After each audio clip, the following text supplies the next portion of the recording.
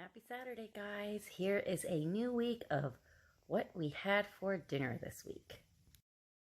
On Monday, we had breakfast for dinner. We tried these little croissants that I picked up at Trader Joe's, and they were delicious. The next time I'm there, I'm going to have to pick up a couple more. They came out super, super flaky and delicious. I really enjoyed these, and so did the rest of my family. Then I just scrambled up some eggs. This is just what I made for the kids. I made my husband and I's after he got home. So there's 2 eggs in there with a splash of milk, and my son asked for the superest, cheesiest eggs that he has ever had. So I put a good handful of eggs in that for them, and then I just added a little bit of salt. Those are my new Norwal salt and pepper shakers that I picked up at Cracker Barrel when we ate there for my son's birthday. And then just mix it up. And I find the eggs come out very fluffy if I cook it on the lower setting on that back burner that doesn't heat up as much. But if I do it on the front burner, I just have to do it slower. And this is some turkey bacon that we got from Costco. I liked their uncured turkey bacon. The only problem I had with it was that you only get about 10 slices per pack. And I'm just cooking the eggs really slowly on a real low setting on the burner. And this is what the croissants looked like when they were all cooked up. And this is what everything looked like when it was all plated up. It was very good. I will definitely get this stuff again. And that's what we had for dinner on Monday night. On Tuesday, we had chicken pasta, which is just a very simple meal that I like to throw together.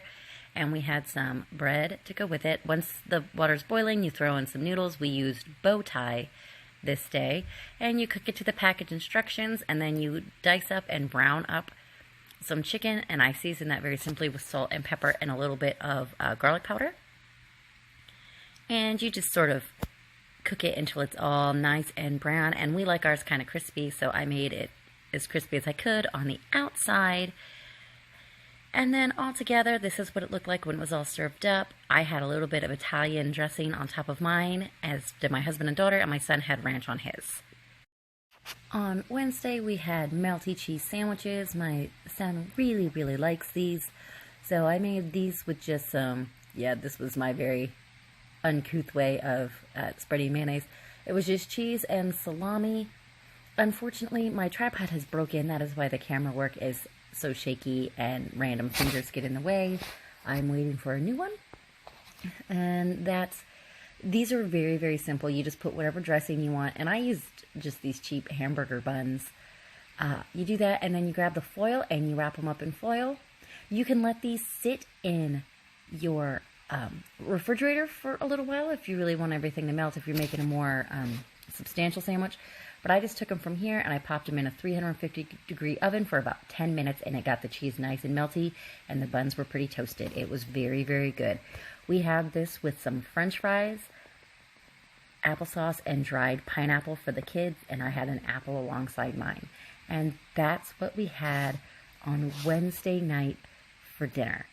And as a bonus, I also made some cookies. I just made this out of a Betty Crocker mix. That's what we did on Thursday. Was the 4th of July, and my husband made up a grilled tenderloin on the grill. This was just marinated in some soy sauce, Worcestershire sauce, and garlic, and then I made corn, mashed potatoes, and cheddar biscuits. Friday is pizza night, and while my Papa Murphy's no longer does the $5 faves, now you can get that large pizza for $6 every day. So I did that, some cheese bread, and I got a free 2-liter.